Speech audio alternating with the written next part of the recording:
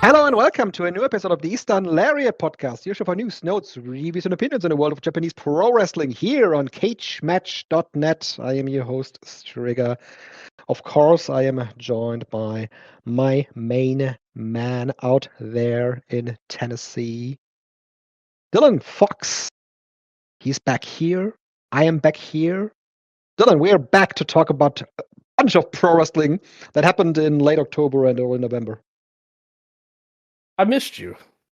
I don't know if you know this, Strigga, but I missed you. The fans missed you as always. But I was very happy. Me and Gerard, we did our Wrestling Observer Hall of Fame show. Yes. And it was a doozy, to say the least, this year.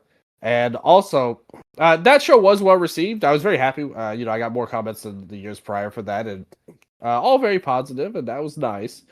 The article I just wrote, I just put it up yesterday as we recorded it on my Twitter, on my Substack. In fact, all about Yoshihiro Takayama got very, very acclaimed by a lot of fans. A lot of people got a lot from that. And I did a lot of research. Basically, since you went on your journey through life, the path that you walk, I dedicated my path to purely watching Yoshihiro Takayama matches from the 90s and early 2000s, which means that I used my time very wisely. I was going to say, it sounds good. It was very good and very underrated, as I said on the show. Gerard, he had some doubts, but I put my research into a bundle. I did a lot of research, and I said a lot of great things about Takayama's wrestling, which was very strong and earlier than people think. Because I think the consensus opinion of him as this Hall of Fame season has gone on is that he had this amazing peak run for 3 years and was kind of a dud outside of that. When it's just not true. Like I watched so much and did so much research. The Golden Cups team was such a pushed act. It was like one of the only acts of UWFI that didn't get buried in the New Japan feud on there. And obviously the No Fear run after. So you had a lot of great parts of his career. Takayama, definitely a Hall of Famer in my book. And that's only part one of the series. I'm going to look at the one after his peak run too, and his peak, just because that seems like a lot of fun to me. Because I have very fond memories of that 02 to 04 Takayama run. So I will get into all of that at a later date, but I cut it off at the before peak years, before the Don Fry fight. And a lot of people said nice things. So thank you guys for the support of the show and also my writing, because I haven't really done an article like that in quite some time, to be honest. But for this particular case, I felt it was necessary to set the record straight on the Emperor. Excellent. Sounds great, man. I still have to listen to the show, but I've downloaded it. I still have some work to do this weekend, so I'm probably going to sit down, do the work, and listen to that in the background, Dylan. Also going to read your article on Takayama, of course. I just recently listened to the Open the Voice Gate show about the Hall of Fame case for one Masaki Mochizuki.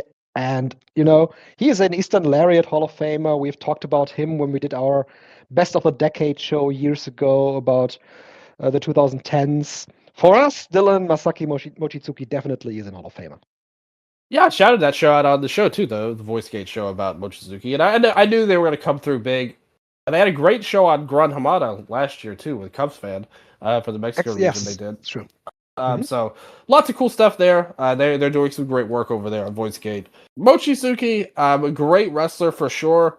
I wasn't as strong on him as Takayama, to be honest, just from a star power case. But as a worker, man, it's hard to argue with his track record. And I love the argument they made because it was very true. I think this would be a fun exercise for us to do one day, Striga. This is like an on-air production meeting we're throwing out right now. Like one of the big talking points for why Mochi is like the best ever in Dragon Gate was that if you look at all the big stars that he worked with over the years in Dragon Gate, all of the best Dragon Gate guys, basically all of their best matches were with Mochizuki, in most cases. Which I agreed with, to be honest, on most of them. Like, I do agree with that statement, to be fair. But I think that's something that would be an interesting thing to take a look at a full roster and say, who had so and so's best career match and see who stacks up the best, like of the active wrestlers. I think that'd be a fun experiment to do. I think that's a fun way to go. Yeah. Yes. So that is my segue, Dylan, to our first topic on this show today. We're going to talk about Dragon Gate. Dragon Gate is something that we have not really talked about in length on the last couple of shows. You were a big proponent of bringing them in all the time, and I was neglecting them for, at least for the show. I was watching, of course, but I didn't really have as much to say about Dragon Gate in recent weeks.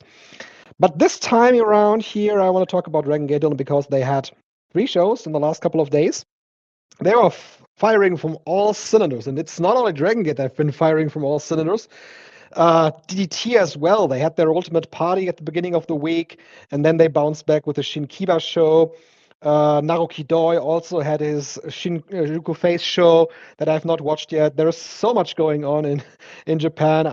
This first week of November, it's insane, and we of course can't talk about it all. What we're gonna try to take a comprehensive look at some of the bigger promotions here in Japan and maybe some of the others at the end, like in some short fashion. We're going to see how far we can go with this show.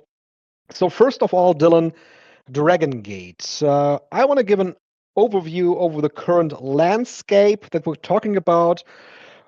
Of course, both for long-time Dragon Gate fans, but also maybe for those that try to get into the promotion, that want to get to know the promotion, maybe going to watch King of Gate or on the verge of subscribing to their streaming service. So we're going to talk about the landscape that we have right now in Dragon Gate. There is a bunch of stables. Of course, Dragon Gate is always made up of different groups, and the big heel group that's basically running the promotion right now is Gaja Dokuro with the champion, the Open Dream Gate champion, Madoka Kikuta. He has Kota Minura, Jason Lee, Kai Ishin, and Yoshiki Kato by his side. So this group just recently formed a couple of months ago, Dylan. What's your impression of the first couple of weeks of Gaja Dokuro? Yeah, this is a very common trope in DG over the years where there's usually a big heel stable that's kind of the center of the DG vortex, so to speak. And this Gacha Dokuro was a direct successor to the previous top heel unit, which was Zebrat, which was a direct successor to the unit before that, which was RED. And basically, it's like this started all the way back basically to when Blood Warriors was formed, and then every subsequent version, from Berserk to Antias to Red, they all spun off from each other, pretty much. And this is the latest incarnation, as you said, built around the current champion in Kikuta. And I think that I was a fan of the change, like the branding change, just because I thought that Zebrats was kind of long in the tooth, we had been here this whole time, and and things were getting a little stale, to be honest. With as much as we all love Shun, I think he's the one that's benefited the most actually from it, from the split off. His unit actually kind of benefited even more, but nevertheless, I do think the group itself, they trimmed down. That's something I know you've been wanting for years. Yeah. Was to have less members of the group. So they cut some people out. They got it down to a good, 6 people at now. So, you're in an okay spot here. A very normal size for a unit now. They're kind of, their vibe to me, I think they need to reconcile Kikuta's ideal version of himself as the heel Dreamgate champion and kind of the vibe of the rest of the group, because I feel like so much of this group is much more comedic heel, like, you know, with Ishin and Kato and stuff, like very charismatic and awesome to watch. But then you have Kikuta, who is trying to be like a more traditional killer heel champion type of guy on top, and I think I would like to see that reconciled a bit more, which is not that different from what they were with Zebrats too, like the comedic guys. Kikuta obviously was a babyface before, but I would like to see a little bit more. But it's kind of hard to ask someone like Ishin to be more straightforward just because he's so good at like his current character. You don't really want to change it that much. But I do think ultimately that day will come where he might be the one that ends up turning next, like getting the boot, because the fans already love him. First of all, Oh yeah. and secondly, I think he's charismatic, and I would like to see the group built around Kikuta follow more suit. Although I question if I want to see a group built around Kikuta at this point, seeing his matches as champion. But Yeah. yeah, like that's the real problem of all this is his title matches. But as a group, they're a good heel unit. I like the rebrand, and we're just starting off, so there's definitely room to improve, even with him. Like, I haven't loved the early returns on heel main event Kikuta, but I think there's room to grow for everybody, and I'm looking forward to see what direction this group goes in. I think Jason Lee really fits well with the group. He benefited from turning heel, very much so. Kai is another one of these comedic guys that you mentioned. He's not really a full-blown heel anymore. He's just he's a comic figure basically. Yeah, you've got like half and half, like the goofy guys, Kai, Kato, and Ishin, and then the more serious guys, Minoru, Lee, and Kikuta. Yeah, and then you have Minoru, who's just plain serious. Yeah, it's right now it's working out, but I can see the criticism that you have, that there is kind of a disbalance between the serious approach and the comedic approach. Again, you can even see it on the Dragon Gate homepage when you go to profiles. Kikuta has the stone face, while Kai and Ishin have their faces on. It's a bit weird right now. It's working though. I think Jason was better cast in the previous, like, Zebrats version, because everybody was kind of nuts. Like, you know, like it's centered around Shun, and he was like the serious dark guy. Now it's more like split evenly with how they've done it, but still, though, I have a wait and see approach. Yes, okay, right. I get that. You already mentioned Shun Skywalker. He was thrown out of Zebrats in the middle of the year. Madoka Kikuta defeated Shun for the Dreamgate title, ended his reign very early on in the first defense. Shun Skywalker still had Homare by his side, and Homare remained by his side. And he now has added the mysterious El Cielo, as well as Gianni Valletta. Valletta came back at the Kobe shows in October, and it looked like he was going to rejoin the big heel unit, but he turned on Gaja Dokoro to an amazing pop from the crowd, and he Incredible is now... angle. Yes, yeah, incredible angle. That was great.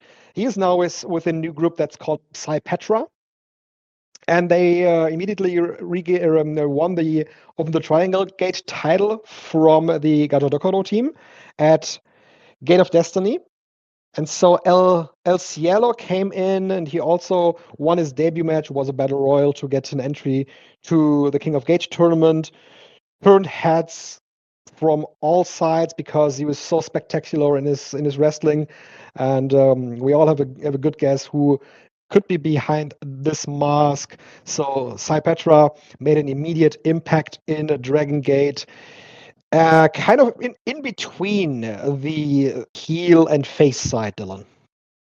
Yeah, I think they're off to a great start. Psy Petra. That angle with Valletta was awesome. Totally unexpected. But it's one of those things that I think everyone would have doubted if it were pitched on paper. But in execution, it just works. Like Valletta, babyface-ish Valletta. It just works. The entrance they have where they come out to Shun's music and then the alarm hits. Like, this feels like a main event group, top to bottom, pretty much. And I think they've done a great job with Saipatra. I do have a little. This is my opinion here. I'm freestyling a bit here. Like, this is not gospel that I'm about to say, but I'm interested to know your opinion on it.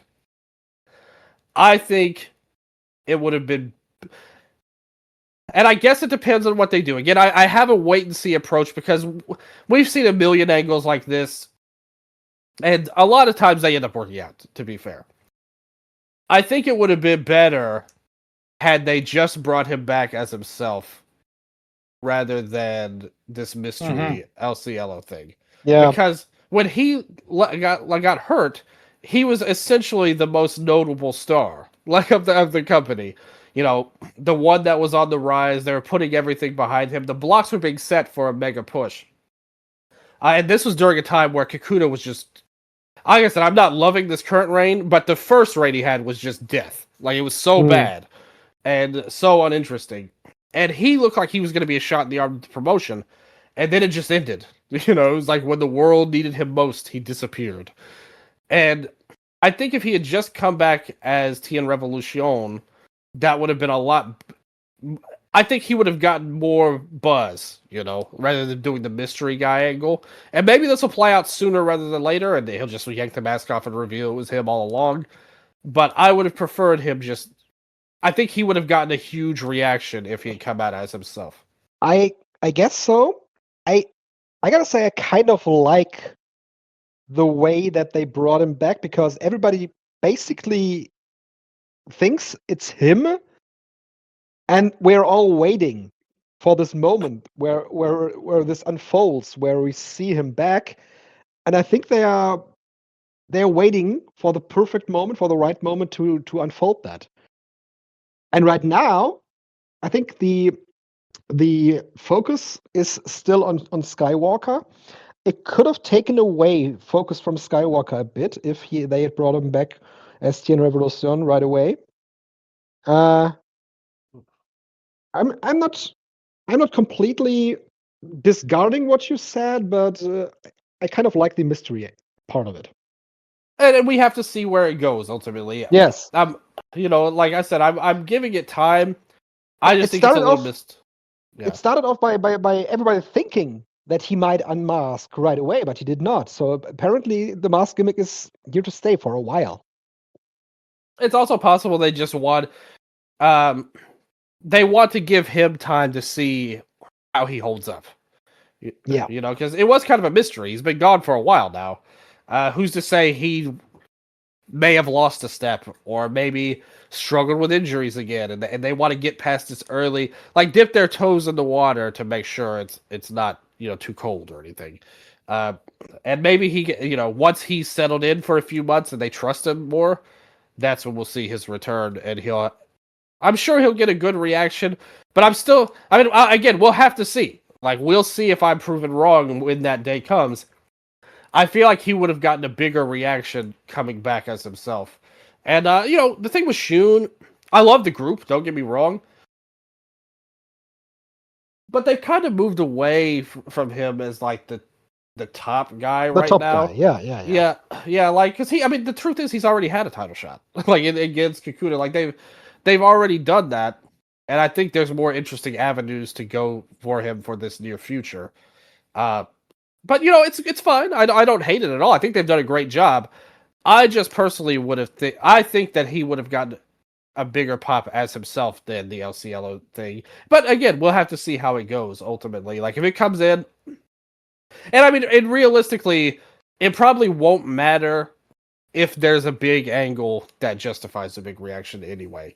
You know, and again, I'm not certain about the long-term prospects of him even with this group, like, to be honest, because he felt like a leader, like, of a group before when he left, in my opinion. So I don't know. Like, I think it's interesting. Yeah, definitely. We'll see. Like, this was what I was saying with this group. We're still not sure where it's going to position in the landscape of Dragon Gate. Like I said, it's kind of in between face and heel. There usually is a unit it's kind of like that can lean in both sides, in both directions. And now Cypetra's immediate goal is definitely to hurt Gajadokoro, which they have done already.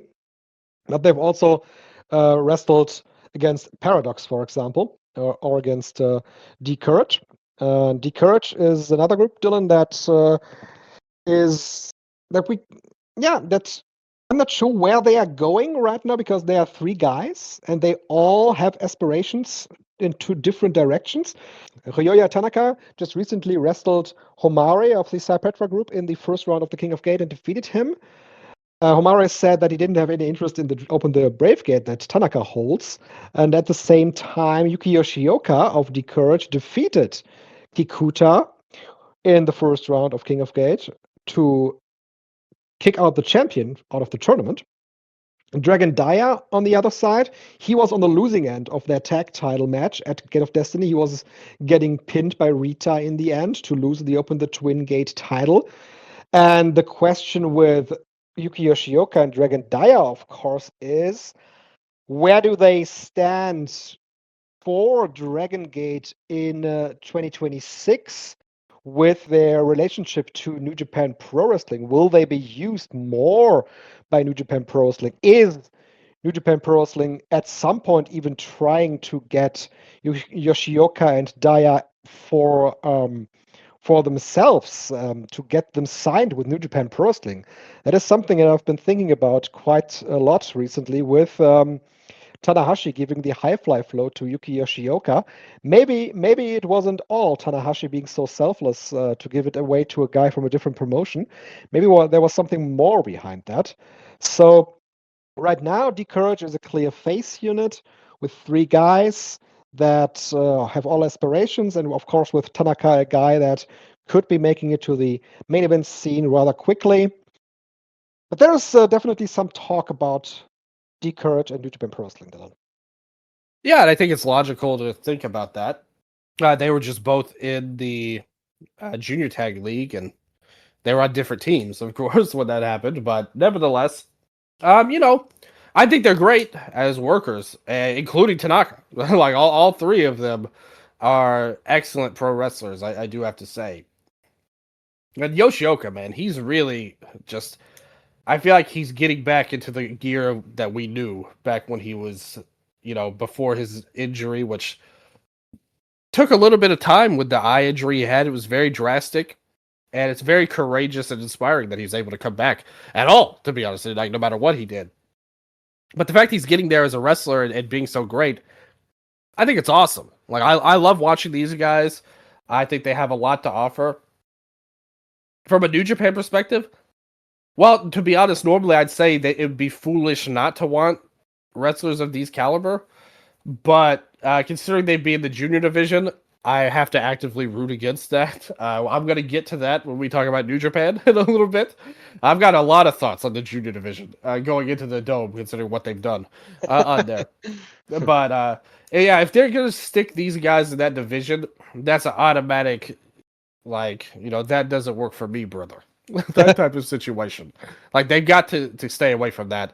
And I think in the version of Dragon Gate we're at now, the natural conclusion to this Kikuta reign that many people have speculated on basically since Kikuta won the belt is that Yoshioka would be the one to dethrone him.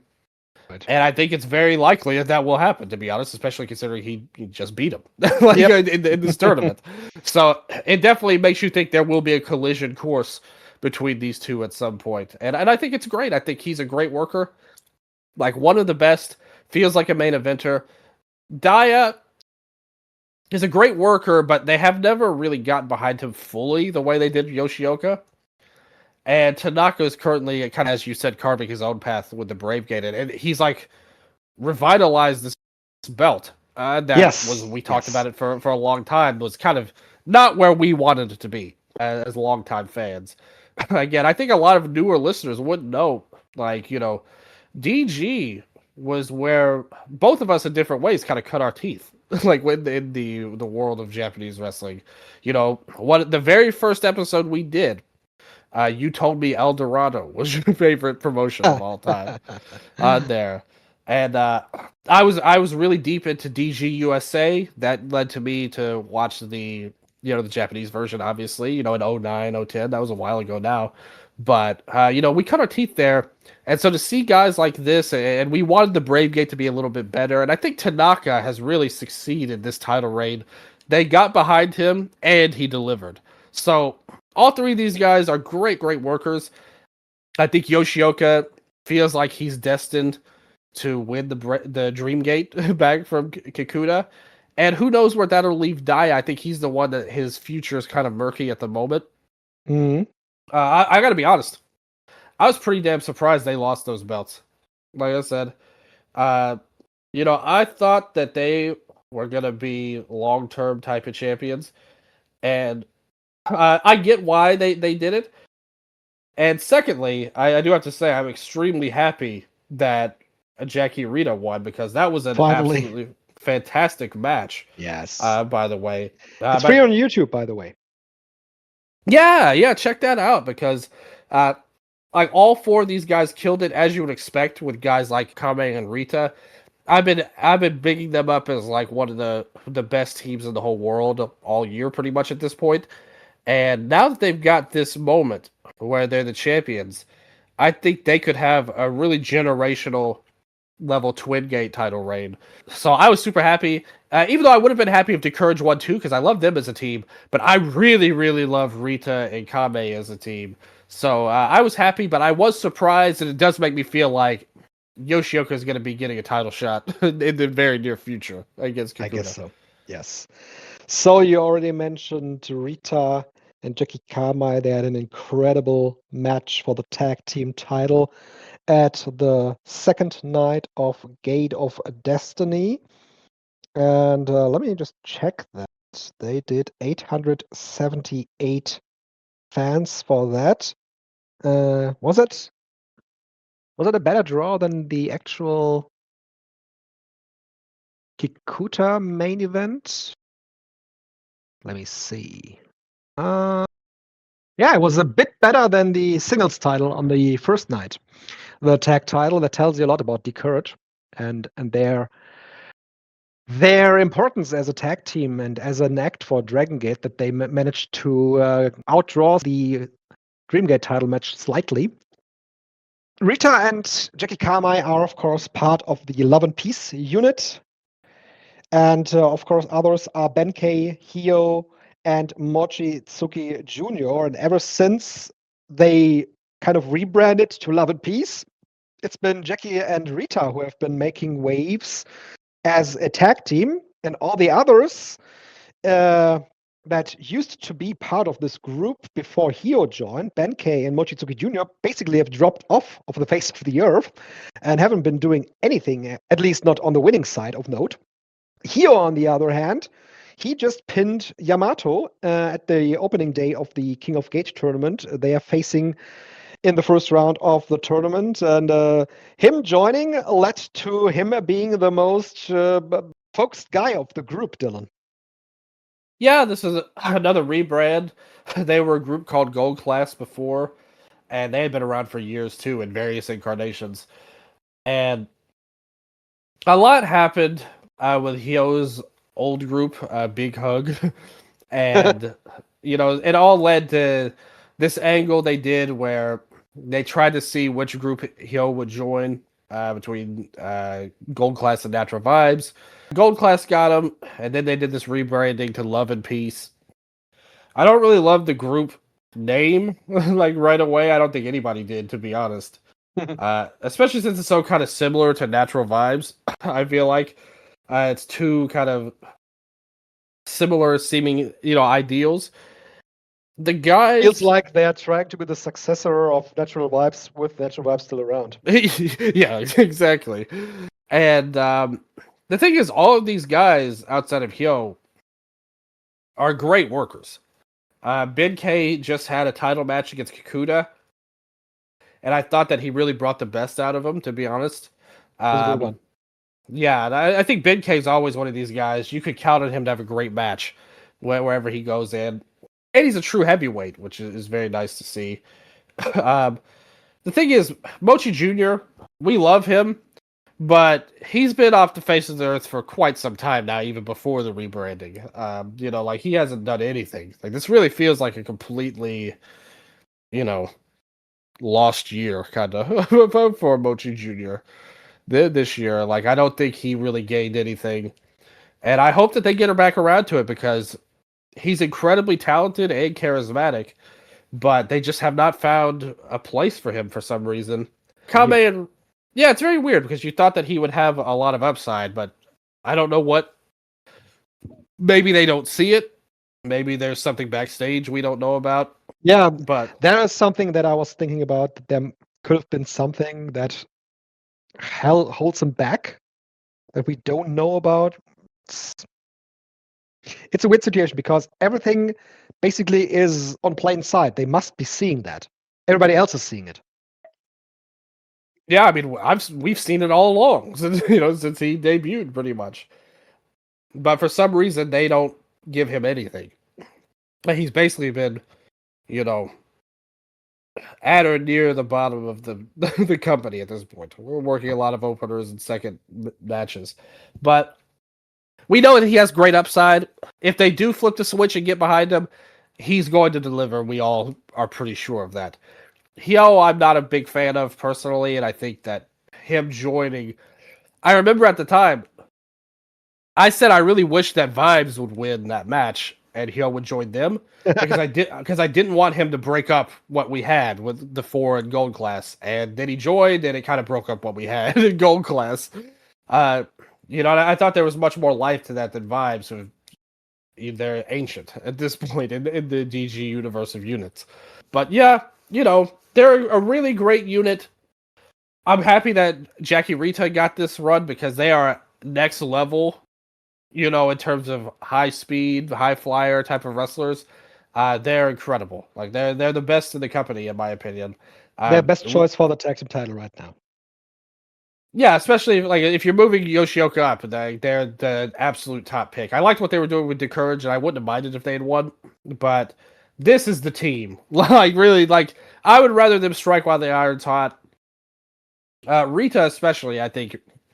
If I had to figure one or the other instead of the best guy on the team, he is the one. Like I just think he's an incredible standout. Every match he works, whether it's trios, like 8-man tag, whatever, Rita finds a way to make it about himself. Like he stands out big, and I just think that they're both incredible workers. So great unit work wise. Push has been definitely up and down.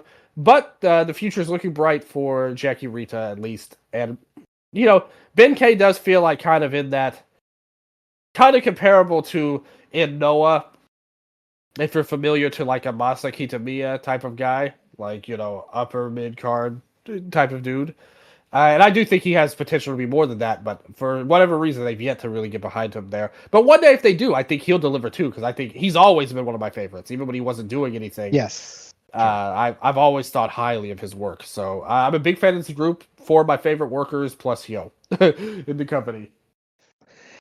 We have Paradox. That is, of course, the veteran unit, and all of these guys that compose this unit, you can always heat up. Maybe not so much BB Hulk. He's not where he used to be anymore. But Yamato, Suzumu Yokosuka, Dragon Kid, Kagetora, Naruki Doi.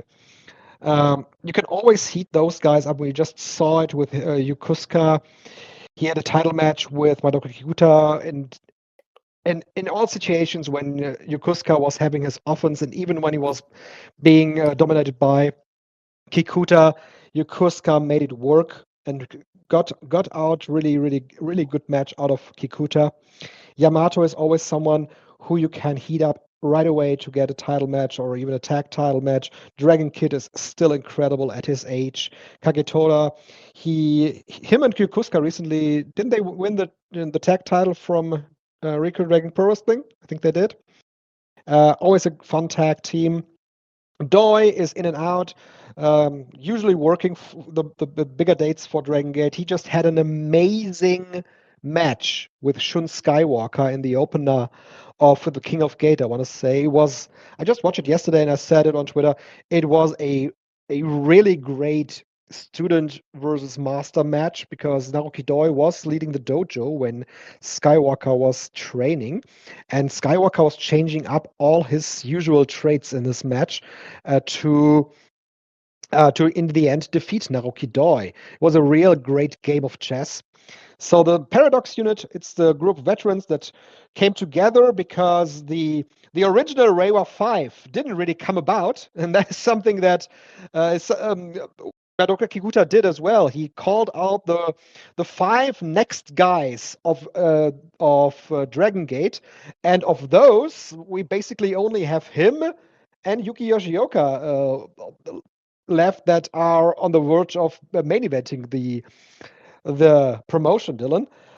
So they formed, and Yamato was saying, maybe Dragon Gate needs the veterans again. And for a long time, Yamato was the champion, and the veterans did have some impact on the company. Right now, Paradox is more on the back burner, mostly on the mid card. But like I said, they always have the potential to main event a show. This is another kind of common trope for DG. There's always like a veteran type of unit that's built upon the older generation. They literally once had a group called We Are Team Veteran. That was literally the unit's name. I own a Team Veteran towel. I bought it back in the day when Dragon Gate was coming to WXW. There you go, right there. Team Veteran supporter right there. Much better than Windows. I would say the other team that came to WXW. Windows. Yes. A group that has no legacy or no tropes, I promise, in DJ. And thank God. They are never going to be on a Gate of Nostalgia show. No, they're best left forgotten. But I do like bringing them up when we go with obscure, like bad DG units. But yeah, Paradox, they had a great start. When Yamato won the belt last year, was cutting some great promos, getting all the vets together, and saying the old school needs to, carry the company again. Everybody loved it. I thought it was, honestly, I mean, I don't know about you, String, but I was never that big of a fan of his. Like Yamato and his earlier main event runs. I mean, I kind of liked him as, the mirror heel with the black makeup and all that stuff when he turned heel the first time. Like, I was cool with that as a mid-card type of guy. I never really loved any of his main event runs, and the one he had in 2016 is like among one of my least enjoyable title runs that I can remember. But for whatever reason, this run came, and I thought he was phenomenal on it. And he helped elevate people. Like Ishin's breakout match was against him in a lot of ways, and he proved that he was worthy and it could be a main event guy. I like Yamato's match with Jason too. That's another guy who was like getting his first ever title shot, and I thought he really made that work great. Up and down, Yamato had nothing but really good stuff in his run. It was basically a year-long run. It had a natural ending this year against Shun Skywalker, which was a transition to get to Kikuta. But the match with Daya was incredible too. This was an angle that kind of isn't that relevant now, but they had a double title match. Daya was Bravegate and he was Dreamgate. And Yamato won it in an incredible match. Highly recommended last year. Probably the match of the year, in my opinion, for last year for DG. But then it's kind of like he retired the belt. Like he was like, Bravegate's going away for a while. And I was like, okay, where is this going to go? And the answer is... it went nowhere. It went nowhere. They just brought it back one day and said, okay, yes, Daiki Yanaguchi, you're going to challenge for the title. And we're going to bring it back after that. Yeah, exactly. Like, that whole deal was so dumb. Like, and we're talking, like, literally a matter of a few months. Like, it was like 3 or 4 months it was gone. And then it's just like, okay, the Bravegate's coming back. Yeah. And like you said, he had the one defense against Yanaguchi. Then he was like, yeah, I don't really want to be champion anymore. Let's vacate the title. And that was such a downer ending to what could have been a revitalization of the title. But nevertheless, they got where they needed to. They had a fun, like, underdog title run with UT. And that bridged to Tanaka, who brought it back, really. Like, they're ready to get behind in that way. So I guess it all kind of worked out. And he was great in his role. Nowadays, though, I would say what you said is accurate. Paradox is more of a mid-card act now. That said, there's a lot of talent on this in this group. And Susumu proved it with that title match versus Kikuta. And I thought he was a great choice. I actually think I would love to see a DK title match because I think he would be a great choice for Kikuta to brutalize. Like, like really build a true heel like title defense for him rather than these long, boring Yamato-esque runs on top that he has in a lot of his matches. Just get to just beating the hell out of this guy and give hope spots here and there. But I think Kid would be perfect for that. And you kind of saw a glimpse of that in the Susumu match where he kind of brought the best out of him. So if anybody doesn't know, BB Hulk was my favorite when I started watching. He was to open the Freedom Gate champion for DG USA. And I loved his feud with Shingo. And Team with Shingo. When they came to Noah, I thought they were a great team. But they had to be eternal rivals. Their hair versus hair match, to me, is still one of the best DG matches ever, in my opinion. So I'm a huge... And his title reign is among my favorites ever. So I'm a huge BB Hulk fan. I even loved when they brought back Killer Hulk last year, and he had that brawl with Shun. I thought was a way overachieved for what they wanted. That's another angle that really went nowhere, because I thought they had something with that. Like Hulk as a dark hero type of guy. Hulk, yeah, exactly. Like I thought they had something with that, and it just they did this great match with Shun, like all brawling, old school, beat down, and he basically left Shun like dead, and just walked away. And I thought it was a great ending for that feud. Nowadays, he's more of a normal veteran guy, and like you said, he's definitely not what he was. Like no one would say that. But when they have him in these Triangle Gate runs, like the one they had, I thought he delivered very well, and then they all did. Kagatora, Susumu, and Hulk. They had a very good run. Spots.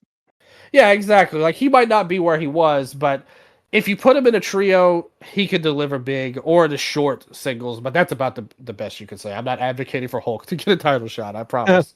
But yeah, good veteran group. We've seen a number of these over the years, and this honestly feels like one of the better versions. Even though, to be fair, Yamato's run was critically acclaimed, it wasn't business success though. Like they just kind of stagnated for the year. It's not like they bombed, but it was more like things just kind of stayed neutral. And I would have liked to have seen more because I think he deserved it for his title reign. But I'm happy with where they're at. I like the group, and it's a good veteran group overall. Yeah. Then, of course, we have the second incarnation of the Kung Fu Masters that's only around in Kobe with Ho Loon, Ho Ri, and Reach Tominaga. At least they have a purpose, because when we look at Natural Vibes right now, things look really dire for them, because there really is nothing whatsoever going on with this group, and it's unfortunate for all of these three guys that are still around right now with KZ, Strong Machine J, and UT. They just don't have anything going for them when Flamita is not there. And if the magic of a group stands and falls with a foreigner coming in, that is not a really good sign. Big Boss Shimizu is still out. We really don't know when he's coming back, if he's coming back to Natural Vibes, who knows? Strong Machine J had this feud with Ikuta in the middle of the year at Kobe World that concluded with this great hardcore match they had. Ever since, he's not really been doing anything of note either. UT had his Brave Gate run that ended really abruptly, and since then he has dropped off being a fall guy again, so that really didn't lead anywhere, sadly. KZ, for a long time we talked about KZ potentially being a Dreamgate champion. I think that ship has sailed a long time ago. So Natural Vibes still being around feels like a sad story, because it's slowly but surely fading out. The thing is, they're such an easy pop group, like you could always send them out before the show and have KZ cut a promo, rap to the ring, and get the fans into things. So I think that they kind of lean on that. because it's such an easy babyface group for the fans to get behind and the ones in the building, you know. But they're more like a hype group at this point than a wrestling faction. Like, you know, like they don't really have any future, I feel like, going for belts or anything like that. They're just a group. Yeah. There is so many shows, Dylan, to your point, there are so many shows on the regular tour stops that don't even make tape where they are the opening act. And that's good and fine because they get the crowd hyped up, but there is really no substance to that. No, and like you said, that any substance to it ended years ago at this point. You know, they've been around for God, what, 7, 8 years at this point? I mean, it's the second run they're having right now. Yeah. Yeah, you're right. Yeah, because when the pandemic started, they were out for that time. Yeah. Yep. So it's just the first run started in the first run was from 2018 until 2019, and they started at the end of the pandemic again. So that's been around for 7 years basically. Yeah, exactly. It's a 7-year run of this group, which is like very unusually long for any faction in DG, I would say. For like even the greats, like the best units, were really 2 years.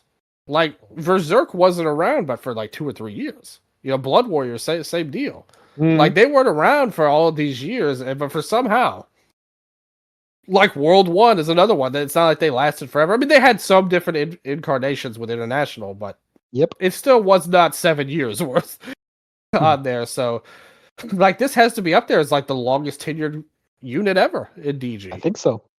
Yeah. So it's something, but again, like we said, there's really no substance or future for this group. They're just there to get the crowd hyped. The only one that I would really say, like, is like that really hurts, because I think that's honestly a totally fine role for a KZ or a UT to have. But Jay is somebody I think we all think has more to him. Yeah. And he's kind of taken a back seat, and it feels like the group's kind of holding him back specifically. So I'd like to see where they go for him, whether it's a turn or just somehow. And they teased that, remember?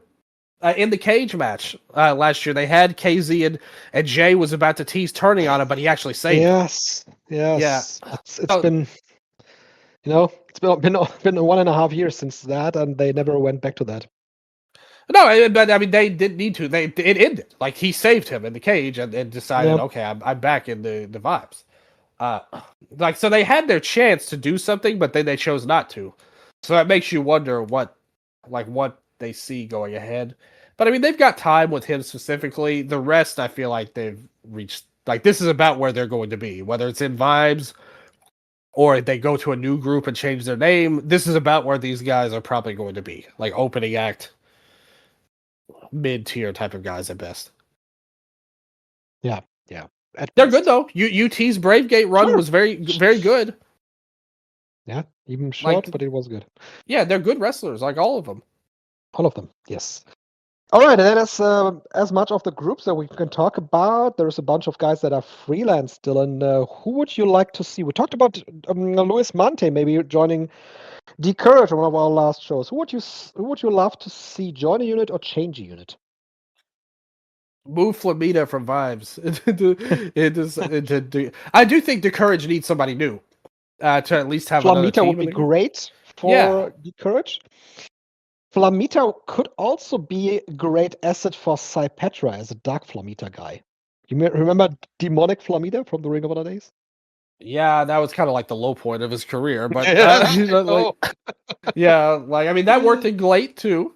That company did I think 20 fans for their last show with Suwama and Nakajima or so, based on the pictures we saw. Yeah, like you know, I was getting flashbacks to the ASW days with that crowd they showed with Glade. But no, Monte, it's really weird. I kind of liked what they did when, like, Flamita was technically, like, on his own, kind of in vibes, but more like they did the Mexican group with Flamita, Monte, and Bendito. But I mean, that's not going to last long term just because of money situation. They're not going to keep flying Benito over or any luchador. Even the Panther brothers, who like shined huge in their Oh brief yeah, foray. very short run, but they blended in so perfectly with the entire roster. As we knew they would, if you watch their WrestleMania weekend match that they had Right. in DG. So I was very happy to see them. I hope that they get brought back one day because I think they'd be a great asset to any kind of unit. If they did that, like a Monte Flamita Panther Brothers unit, like that would be just incredible. Great. On there, yeah, you can bring in, like I said, really anybody at that point with a group that strong, but. Yeah, I think Flamita, if you're not going to do the Mexican group, like the luchador-based group, like Flamita's Courage, I think would be really good. And you can kind of switch the team since Yoshioka's going to go to more of a singles run. Yes. You could have Yoshioka and Tanaka as the team, and then Dia and Flamita as like the high flyer group. Yeah. Huh? That sounds really good. I like your idea of him and Saipatra too. Imagine Flamita and Homari as a team. Yeah, man, that sounds great. I mean, imagine Flamita and Gianni Valletta as a team. They just did Naoki Doi did this great match on his show where he had Rita team with Ren Ayabe and Talos in this opening match. That was fun too. Genius. Yeah. Mochizuki Dojo is not around anymore, so Ryo Fuda, Daiki Yanagiuchi, and Akihiro Sahara, they are free as well as Kazuma Kimura. So all of these guys could just be slated to join one of these units, and I feel like that Ryo Fuda is more of a stoic guy, could be someone more for a group like Saipatra or Gajadokuro. Yanagiuchi feels like someone that he seemed to be on the verge of joining D Courage a couple of months ago. So that could be something. Kimura is still very early in his run. We'll see. But there's definitely potential for changes in units. Yeah, I definitely agree. Kimura and Sahara have the least. Sahara had the injury and stuff that kind of docked him a few months, but they're still both very young in their career, and I think they've shown a lot, both of them, even in a short time. And I can't wait to see what they do with them. Fuda's like this really weird career. You know, he's had all these injuries, and him and Yanagiuchi both, it feels like we're always in this like stop-start mode. Like they're finally going to do something with him, and then they don't. You know, that type of deal. You know, they had some teases with Fuda a couple of months ago. Then, like you said, the tease with Yanagiuchi and D Courage. Now, I feel like with Fuda especially, it's probably time to kind of like make your move or kind of get off the pot type of deal, you know, with him. Like if they're going to do something with him, now is probably the right time to do it, if we're being honest. The other ones feel like they have more time. And I think they're all very talented as well. Like you said, Fuda's more of a stoic type of guy.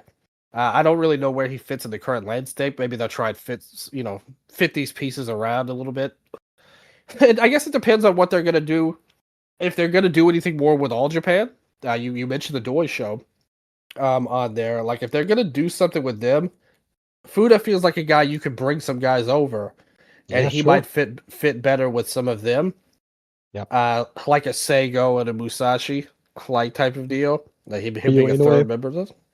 Well, Ryo Inoue should be a top star based on his match with Mochizuki Jr. Like that match was so damn great. Like that was an incredible interpromotional match, and Inoue just gets it. Like he did it a couple of months ago when they had the trios angle. Like Yuma was kind of like BSing around and being a comedy guy.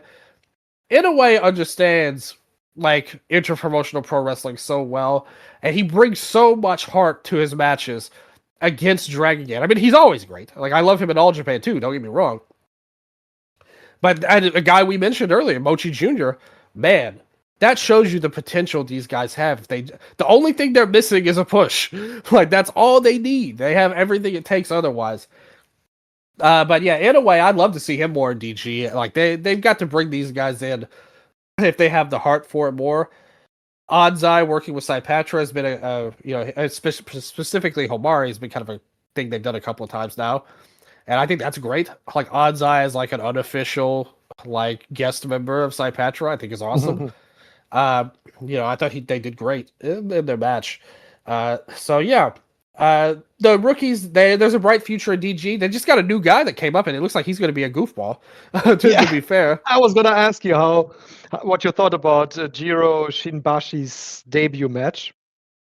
He right away won the DRAGONGATE title, the comedy title, from Koishin Bukamen.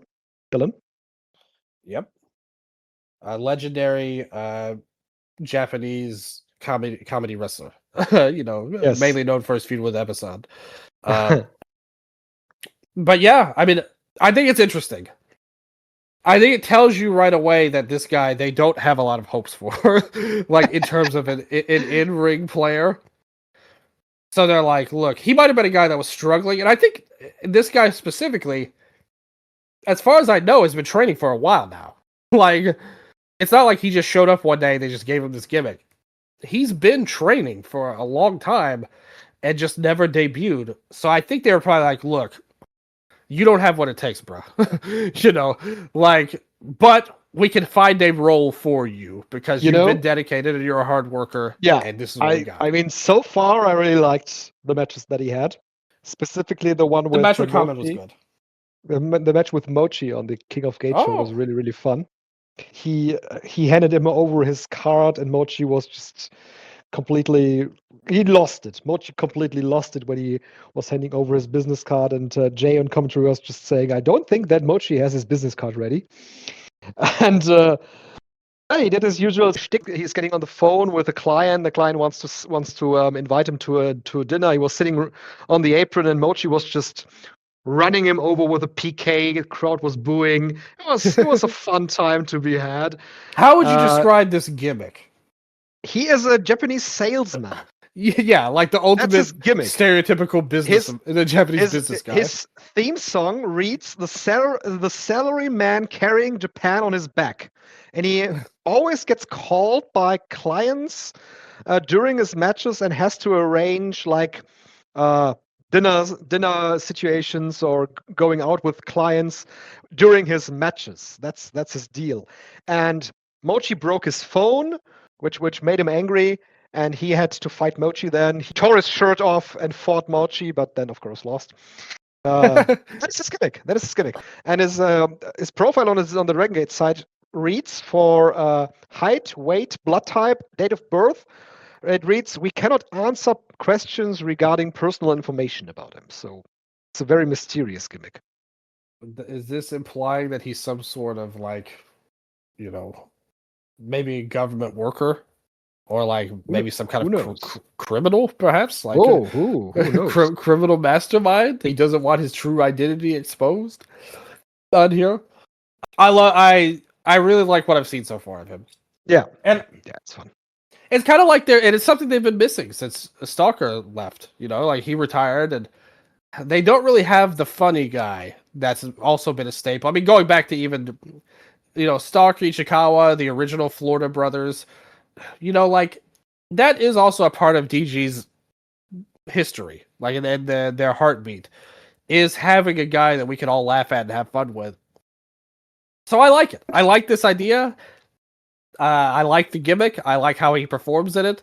And I think this has a lot of potential to be a lot of fun. And again, I don't think, I don't, pretend to say he's going to be a main event player or anything with it. But it gives you a role and a spot on the card that I think will, like you said, this gimmick's already getting over. And it's a lot of fun. Yes. I'm just hoping that the DRAGONGATE title will be sticking around, because for the last couple of runs, they basically had it around for one defense, and then it dropped off for a couple of months, then brought it, they remembered that they had the title, brought it back. I'm just hoping that with this guy, they keep the title around now. Yeah, me too. Yeah. And on the topic of titles, Dylan, some more points here. For the BraveGate title, I was thinking, when I watched the match that Ryoya Tanaka had with his trainer, Billy Ken Kid, that it's crazy to think, but I will make the point, and we basically said that on our last show as well. The least attractive match in Tanaka's run so far was the match with Mochizuki, with Masaki Mochizuki, of course, on the Dangerous Gate show. This match with Billy Ken Kid, and Billy Ken Kid, he already is 51 years old, so very close to Mochi's age. Billy Ken Kid was really impressive in this one. Man, he's a guy that's been around for so long. It was such a cool thing to see him get this spot here in his 50s at this point. And he totally delivered too as well. I thought they had a really strong match together. They really got the crowd into it too. They respected Billy Kincaid as a veteran of this style. And he's been all over the place. He's been largely an Osaka guy. In recent years and everything. But getting this run, wrestling his student totally delivered as always. The future of the Billy Ken Kid legacy is in very good hands, I would say, with Ryoya here. Yes. But yeah, I really enjoyed that match, and it's a great title reign. All of his matches are worth watching. Like you said, the Mochi match was probably the least impressive, but it was still pretty good. Just disappointing because of our high expectations, I would say. And this one delivered again, and I think, great match. Billy Ken Kid. He's the type of guy DG should lean on for special appearances, like guys who have been around in the past, like in the DG Toryumon era and stuff like that, and bring them in for a special match like that. I think that's a great idea, and I hope it's something we see again. Yep. So you already said it about... He's still around. Still around. Bring him in. Why not? What about Ultimate Spider? Like, bring him in. He's still around in Osaka Pro as well. Yeah, that's what I'm saying. They got all these Osaka guys. You've got a gold mine. Bring in Hub. That's my favorite. like Hub is my guy. I've always said that. Yeah. So you already said it about the Dreamgate title and situation with Kikuta right now. I'm not really feeling Kikuta as well as champion, especially or at least not in the role that he is trying to go with, because he's doing these prolonged phases of dominance throughout his matches where it really feels like it drags, and the babyface makes his comeback, and that always gets the crowd going. But other than that, there's few stuff in the Kikuta matches that gets the crowd really going. He can be that explosive guy. We see it with his lariats and with his hip attacks, and whenever he does that, that's awesome. But these prolonged phases of dominance, that's not really working for me. It really feels like a typical, like, New Japan-esque style of title match where like most of the opening 20 minutes or so don't actually matter that much or go anywhere, and then for the last few minutes he turns it on and things get great. We saw that with Yokosuka, we saw that with Benkei, we saw that in the King of Gate match with Yoshioka too. All of his matches are kind of similar in layout. And the other guys have all brought it big when it came time to turn that switch on. But I'm just not a fan of this style of title reign that he has, which is not uncommon. Like I said, he's not the first one to approach Dreamgate main event matches like this over the years. But I just think that he's a guy, like I said, his first title reign, it was bad. Like, there's no ifs, ands, or buts about it. It was just bad. This, I think, is better than that was, because I think the company as a whole was in a better spot creatively. There's more things going on that makes things interesting. But he himself is still very much a question mark to me as a main event level player. I still feel like they've never gotten back...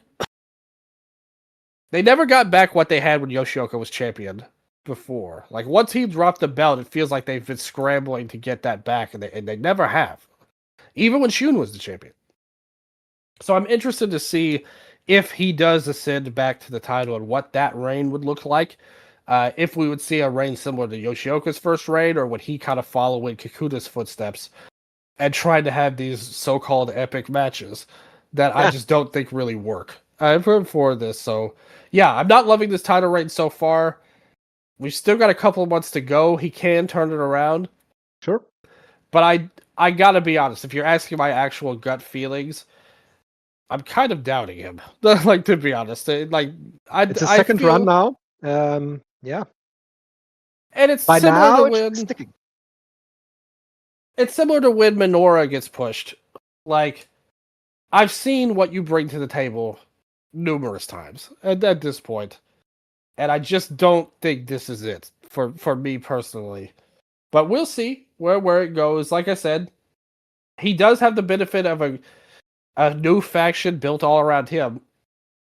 They're going to give him chances, and maybe he'll spruce things up. And maybe this is just what he wants. This is his vision for being a Dreamgate champion, which may be good for him. And it may be good for some people. Like, some people may love what he's doing. But the title not matches have quite the good ratings. Yeah, he's always in that 7 or 8 type of deal. And I think most of the comments, if you read them, are kind of similar to what we said. The first part of the match is boring, and then they close out with great stuff. So I think 7 kind of is where he always settles into for all of his matches. Is like that 3.5 star. Ultimately, it's good, but the thing about him that sucks is it could be great, but he chooses to make them not great. And I hope that layout gets fixed in the future. You know what was really great was the Ishin and Luis Mante match in the first round of the King of Gate. You really loved this first round, man. You praised all kinds of matches. I love that show, man. Up and down the card, there was Ishin and Luis Mante. That was great because Ishin all of a sudden was doing the lucha spots with Luis Mante, and he even won with the cradle counter to the Super Tigre. Super Tigre is a move that Ishin always gets beaten by in the 6-man tag matches, but now he countered it to win the match, to defeat Luis Mante. Skywalker versus Naoki Doi was great. The 10-man tag, incredible. That was incredible, yes. The 10-man tag between Paradox and Love and Peace was great. Tanaka and Homari had a really, really good, I'd say great. Yeah, that was a strong match too. 9 minutes. Yeah. Yep. And Kikuta and Yoshioka, for what we can say, was a good main event as well. So there was a good show, top to bottom. I thought that was the best match we've seen with Kikuta so far in this reign. Agreed. And a big reason is they cut out 5 to 10 minutes of it. Yes. It ended up 17 minutes instead of 25 or anything like that. I just wanted to say one thing. Because I agree with all of your points. Like, I can't really add on. Those matches were all ruled, pretty much. I want to shout out one of the inmates, username Forgotten Name, who starts off his review by calling Ishin, quote, my favorite dumpling in Puro. Which describes Ishin so well, I would say. So good on you, Forgotten Name. It's perfect. Good on you. Our lucha dumpling. Yes, he is. Love it. All right, Dylan. Anything else you want to say about Dragon Gate? Things are good right now. Like, I think they're in a good spot, up and down. I'm still skeptical of the Dreamgate champion run right now, but still, though, I think as a company, you're getting a lot of dynamic action on the shows, whether it's the Twin Gate titles, and that's only going to continue with Jackie and Rita as champions. You've got interesting push going on for DeCourage and Yoshioka specifically. I think Sai Patra is a great unit so far. You've got the mystery, like you talked about with Cielo. And who's to say? They could easily, that whole angle could turn out to be some kind of swerve at the end where somebody else is revealed under the mask and then Luciano comes out anyway at the time it comes. Even though that's an angle we've seen them do numerous times, including a few months ago with Yoshioka and Dia Inferno. Yeah, like I said, well, I didn't like that version. The one with Dia Inferno because it turned out to be stupid. But, this one could... Yeah, it was. Like, it was very stupid. But this one would be better if they did that. But still, the mystery angle, you got the great work with All Japan. I think that gives you some fresh faces on the card. I really hope that continues for everybody. Like you said, some good freelancers like Flamita coming in. Occasionally bring in a Panther Brothers. They'll probably bring them in, we hope, at least for Rey de Parejas next year. And, Tanaka's having one of the best Brave Gate runs in years at this point. So, yeah, like everything's good. Cypatra's, I always say, if you want to see where a company's at, look at how the titles are doing. And top to bottom, I would give them A to A+, except for the Dream Gate, which is more like a question mark at this point. Because the Triangle Gate, love it. Wari Gate, well, we got to mention that. We just praised Jiro, like he's doing some really good work. Like bringing that belt back, some fun stuff. The best Jiro in wrestling. Yes, he's already surpassed the other Jiro by leaps and bounds. Definitely that. Twin Gate, we love Jackie Rita. Brave Gate, the best we've seen in years. So all the belts are in great spots. You've got new groups popping up. And I don't think they're done, because I do think there is a chance that Vibes does, hit the hay eventually, and we got to reshuffle the deck a little bit more. But still, lots of fresh stuff, cool matches, great action, and some matches too that I think was kind of an issue for them for a little while. And not to say they didn't have great matches, but I do think there was an era, like around the time Kakuta was champion, where DG was having matches, even their best matches, were the kind of matches you could see in New Japan or other companies. I think when you're pushing Jackie and Rita, nobody can really replicate what they do other than them.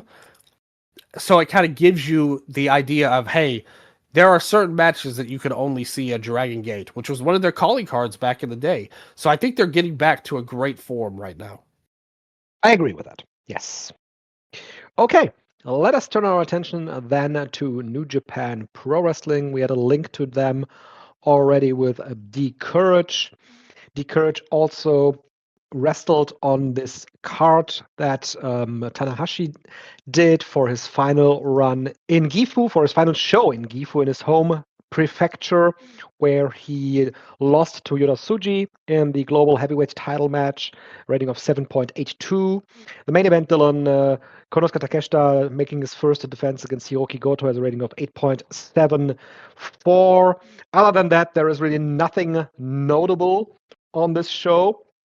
Maybe except for the Super Junior Tag League final, in which Doki and Sho, as champions, simply defeated the Bullet Club War Dogs.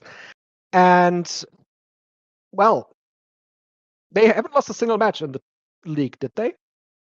Nope, they won every single match.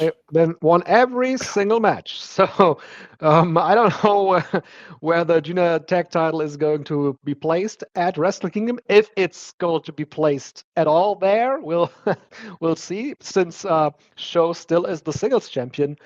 Doki is. Doki is the singles champion for the juniors as well. So, yeah. Everything going for the House of Torture. Just a couple of days before their show in Kurikan Hall on the 19th. This show, Matt, I watched it, but there's just few takeaways that I really have. You said it off the air, and it's really sad to see that Oleg Bolton is placed amongst the Young Lions again, even though it was a really good match. I liked it.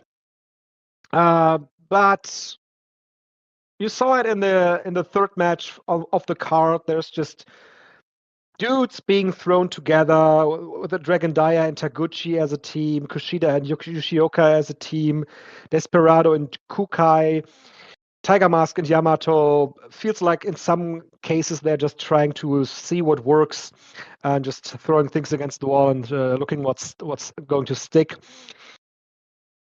It was a show overall that I would say was a 6 out of 10 show, a fine show with two matches in the end that stuck out. Yodatsuji versus Tanahashi, to me, stuck out more than Takeshita versus Goto, even though the rating for Goto and Takeshita is better. I thought the match, and we also discussed that before recording, Takeshita and Goto felt like a match where they purposely tried to recreate the match that they had in the G1 and try to top that with some spots from the match and try to replicate that, but it didn't really work out for me in the way that they maybe planned, or maybe other fans saw that. It was, to me, an emulation, an attempt of emulating the match from the summer. Still a good match. I would definitely not say it was bad. But when I see these two guys, I was bracing myself, Dylan, to see another match of the year contender. Maybe my hopes were too high, but that's not what I saw. With Tsuji and Tanahashi, I really saw a great passing of the torch moment with Ryota Tsuji defeating Tanahashi finally. That was really great, and Tanahashi is giving everything in his last run to put over as many guys as possible. He's having this match with Yuto Ice as well. So, good thing for Tanahashi, even being selfless, not to be main eventing his final show in his hometown. I want to say one thing about the Junior Tag League. I thought it was really interesting that Ishimori came back to Dragon Gate. Yeah. Because that, if you know the history of Ishimori and Koryuman, it's like, that was probably like the low point of his whole career, to be honest with you. He was called a disgrace for Ultimo Dragon as a trainee. Yeah. Yeah, like I said, he was like universally panned. They're like a totally failed ace. In hindsight, I think we can laugh at the boy band gimmick that he had. Yes, the Seder Boys. Yeah, with the Brahmin. Of course. Yeah, with the Brahmin brothers. yeah. So, I mean, that right away is disgrace to Ultimo. Although, hey, they got an album made out there. So they did release an actual album. Good for them. So that does mean something. Occasionally, Ishimori has called back to that in the past. Like when he had the match with Taguchi, he did the Sailor Boys pose as Taguchi mocked that. The little known indie gimmick from 20 years ago. But it was funny, like for me at least. So yeah, I thought that was interesting that he came back. It's one of those things that he like every night he's awoken and like felt guilt over that run. He's like, I have to make this run right. Coming in. Because like DG is a that had the match with Hio at the Gate of Destiny, of course, and I thought maybe these guys they are really similar. Maybe they could bring in Hio for a tag league run with Ishimori. I think Ishimori is the kind of guy where he's consistently checked out, but when he actually engages, he can be great. And the problem was he was facing Hyo, so it wasn't great overall. So I think that Ishimori... I mean, at one point, Ishimori was great. Like, he found himself in Noah and became a really good ace of the company eventually. But yeah, the Dragon Gate run was like a terrible point of his career. So I thought it was interesting that he came back after all... And he's somebody that's never really done anything with them, ever since he left. So I thought it was really interesting and kind of cool. It was like throwback to the old era. What did you think of the superstar elbow back in the day? Not my favorite move. It wasn't anyone's favorite move. So that was cool. The match itself here, I mean, it was a junior version of a House of Torture match. Same stuff we've seen a million times. I don't know who gained from this tournament exactly, but I did a full review of this show on the Patreon, and I have a conspiracy theory to float to you, Strigga. This is going to sound outrageous, I'm sure, but I want everybody to think about this for a second. As we know, the Dome this year, Wrestle Kingdom, has a special TV slot, like this year, built all around Tanahashi's retirement, as well as Aaron Wolf debuting. Is it possible? Because I was thinking back to this, and I think it might have been around the time I was like super deep into researching Takayama stuff. But I think back to the famous Destiny show for Noah in 2005, which was at the Dome, main evented by Kawada and Misawa. Legendary show. But was an infamous ending to the show where Kawada cut a promo and went overtime and got into trouble, like during their one primetime TV slot, and that ended up with him not working the company again until after Misawa's passing, sadly. And I'm not necessarily on purpose, I'm sure, but still, nevertheless. So we know they're going to take this time slot serious. Is it possible that the booking team of New Japan, Gato and crew, have they specifically attempted to sabotage the junior division for here's the reason why I say that. Are they specifically, because as you said, as I said on the Patreon, they're undefeated in this tournament. Nobody got put over. Yep. Nobody came out to challenge them after this match that they had. Nobody came out to challenge Doki, who is the singles champion. So they've accomplished nothing for months now. Is it possible that they're attempting to sabotage this division for the explicit purpose of now they don't have to put them on the Dome show, and it will save them time on their TV time slot? Listen, I'm not discarding that at all. The thing is, that sounds crazy on paper, but if you wanted to do that, this is what you would do if that was your stated goal. Like, this is the exact booking you would take if you wanted to make these titles mean as little as possible. But on the other hand, Dylan, both of the junior titles are on one of their most pushed acts with the House of Torture. Yes, but they can do other House of Torture matches. They've already have an Evil match on the show. And they could just do a junior title match like on the New Year Dash show or sometime on the Road to Tokyo Dome shows. They could just pull something out of their hat and just do whatever team they want to do. And isn't it a shame? Because let's take a trip back, Strigga. 1 year ago, Doki, one of your only organically over baby faces. Correct. That everyone loved and had an incredible title reign, won our Junior of the Year award in the Eastern Lariat Awards 2024. Rightfully so. And rightfully so. Totally agree. And now look where he's gone since he's returned. At a point where it's very possible neither of these titles are even on the Dome show. Yeah. What do you want me to say? I don't have anything. How do you do that, Strigga? Like, how do you do that? Not you, but them. How do they do that? They continue to be underwhelming in the junior division. Another thing, a year ago, the finals of the tag league was Ichiban Sweet Boys versus TJP and Akira, match of the year level match. Fantastic stuff. And then this is what we got, like a 1-star match, like here, like, you know, what is the deal? Like, you know, it just makes you wonder. It's a shame to see.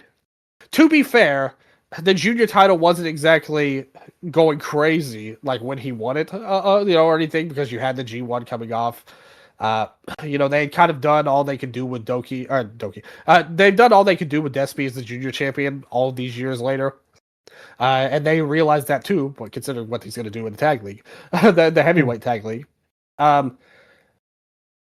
It's just a shame at the end of the day. But yeah, I just wanted to float that out there. Like, if you wanted to ruin these titles, I feel like this is a very good booking way to go about it, if that is your goal. Yep. Tanahashi and Tsuji and the main event. I think the main event was slightly better as a match, but the semi-main had more heart to it, if that makes sense. It felt like Takeshita and Goto, their match from 2024 in the G1 was fantastic. This was great, but I do think that it kind of grew into more of like a bomb-throwing exhibition by the end. Yeah. That the crowd was in for, to be fair. They rallied behind Goto strong here. But in my heart of hearts, I knew that Goto was not going to win. So I wasn't even that emotionally invested. And the thing that separates this match from the semi-main to me, the part where, they set up Tanahashi hitting the landslide. When he hit that and went up to the top rope, I thought he might win. And it wouldn't have made any sense, like logic-wise, for him to win the belt at this point. But when they had that sequence, there's a great counter sequence. It ended with him going out for the high fly flow. I thought he might just win this damn thing. And the crowd felt it too. The crowd, Yeah. obviously, everybody knows he drew this whole crowd here.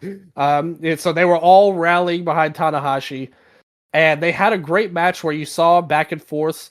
Tanahashi used the Gene Blaster. Tsuji even tried the high fly flow at one point, along with the Sling Blade, which he did actually hit. So I thought there was a lot of heart in that match. And obviously the ending promo they cut where they, like you said, it was more or less a torch passing. It totally set up Tsuji as ready to take the title and lead the company. Yeah. And I think that's great. Another thing I did say on the Patreon, I want to real quick shout out. And I floated it to you when we previewed the show on our last episode before the Hall of Fame show I did with Gerard. I think a change I would have made, and the major flaw with this whole Takeshita title reign, if you think about it, this is the most filler title reign ever. Yeah. Because they could have put the belt on me, and this show was going to do the same amount of people if I defended the title in the main event because of Tanahashi. The Dome show is getting drawn by Tanahashi. And it's going to be very successful. It doesn't really matter who the champion is. Look, yeah. The guy who was champion before Takeshita wasn't even on the card. And I mean, it is what it is. I didn't like him as a champion at all. Yeah, but that tells you again, it doesn't really matter right now. Yeah, exactly. I mean, I don't consider him a main eventer anyway. But regardless, no matter who the champion was, for all the talk about Takeshita being this awful champion, does it really matter in the context of these shows are going to be drawn no matter what? I want to say though, Dylan, and you've wasted your first ever Takeshita title win on something that doesn't even matter. I completely see your point. I think though that for New Japan Pro Wrestling, if they see it like that or not, Yoda Tsuji is more important than Takeshita. And I don't know about you, but I thought that at first of all, of course, the Takeshita title run, we've said it a couple of months ago with how he finished the G1 and that he said there that he wants to wrestle for the New Japan crowd, but the New Japan crowd sees him as an AEW guy. That didn't really work, and it doesn't really work now. And the way they set up this title match, I thought was really, really lame. Because that was going to be our next point. Yeah, my notes read, setup of the match as lame as humanly possible. So Takeshita is standing in the ring, crowd not really there, and Yoratsuji comes out, crowd pops. And they stand in the ring and say, okay, yes, let's wrestle. I have a title. You have a title. Of course we face each other. Man, couldn't they have come up with anything else? Anything else? Like we were, Dylan, you and I were tossing around the idea of Takeshita beating up Yoshihashi before the Goto match. That would have been a great setup for that match. Here, Tanahashi and Tsuji embrace. After that, Takeshita comes out and attacks Tanahashi. Deal done. Or you could have just had him beat down Goto, that's what I would have done. I would have had him try to do a dramatic attack on Goto, and then Tsuji runs out for the save. Why not? Because I made that exact point. The end result is good. This is where I would have wanted them to match to do. Yeah, exactly. But they got to it in the worst way imaginable, to where it's not actually even that interesting. In my opinion. I'm sorry. This double gold dash stuff does absolutely nothing for me whatsoever. They've done it a ton of times. We're finally going to have the IWGP title back here. Finally. I don't care about that. I want good booked titles. I don't care which version of it looks like. Ultimately, that. I know some people will pop for that. That's cool if they did that. But to me, the problems are so much deeper than the belt design right now. This double gold stuff they've done, and it's another thing, they just do the same stuff over and over. We've seen this multiple times now in the main event of the Dome show. And I just wish that they had something better planned, like you said, to add something to this match.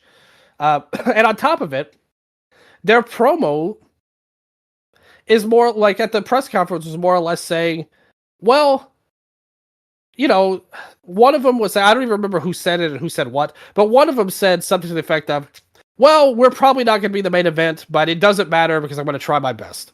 And the other guy was like, well, the title should be in the main event, to be fair. It is the best prize.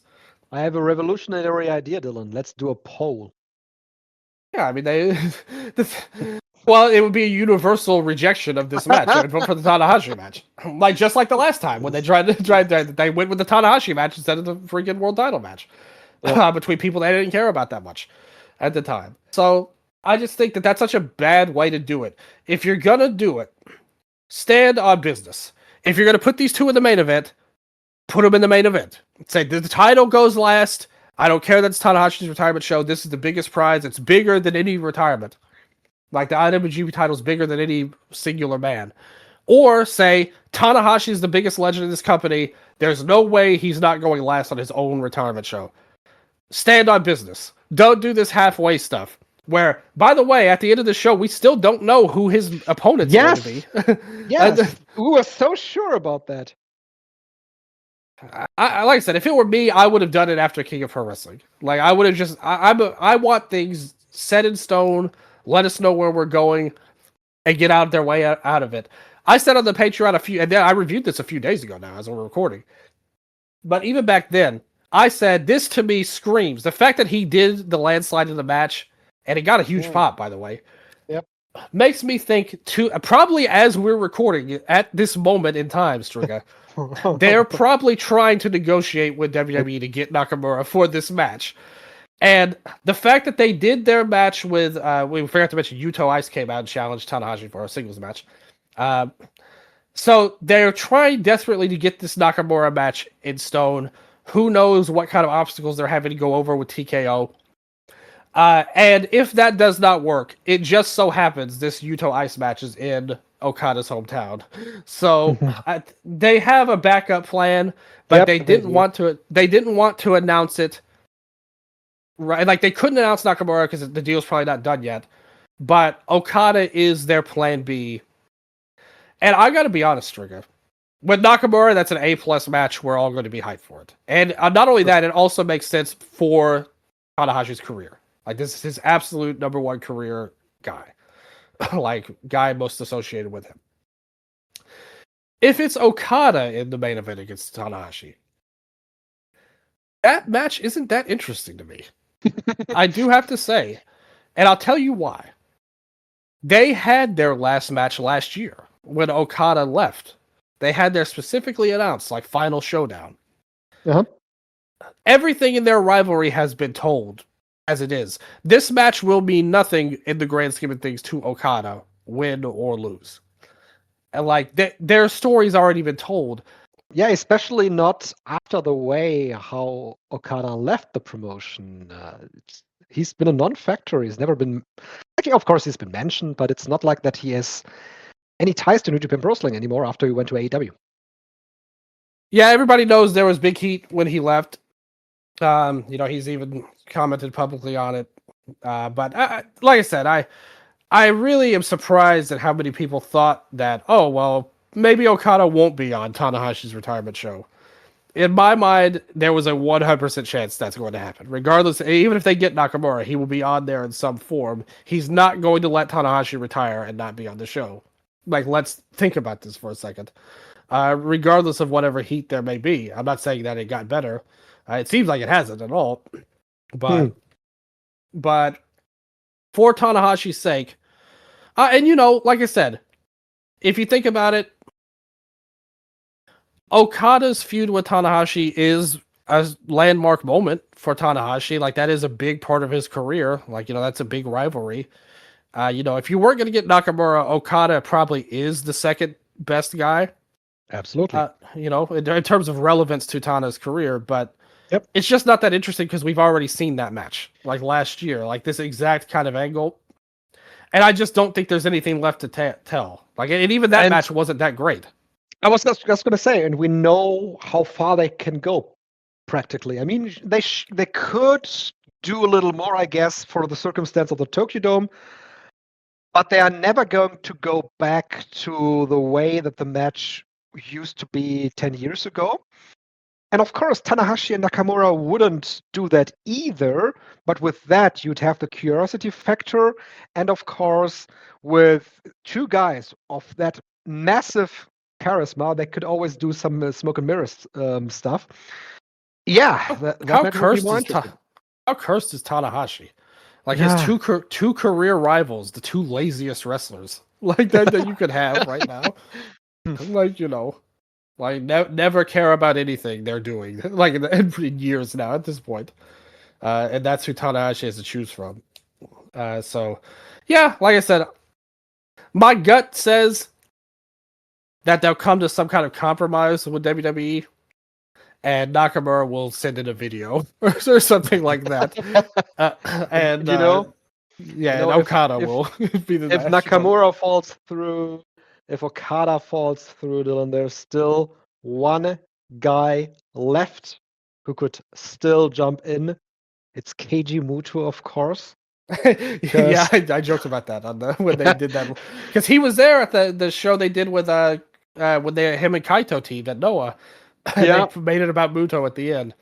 Gato, they did an angle though where Gato said he's like, I'm bringing in your opponent. Like exactly. And of course, they announced that Tanahashi has officially surpassed the number of tickets sold for Keiji Muto's retirement show now. It's above 31,500 now, and that is going to be a really big crowd for that. It's surely going to be higher than that. But we still don't know who his final opponent is going to be. Yeah, with no main event announced. Yes, it's crazy. Yeah. The two other matches announced, of course, are Saya Kamitani versus Shuri for the IWGP Women's title and the Strong Women's title, and the Never Openweight Championship. Aaron Wolf's debut against Evil. Other than that, everything is still up in the air. What is going to be taking place at Wrestle Kingdom?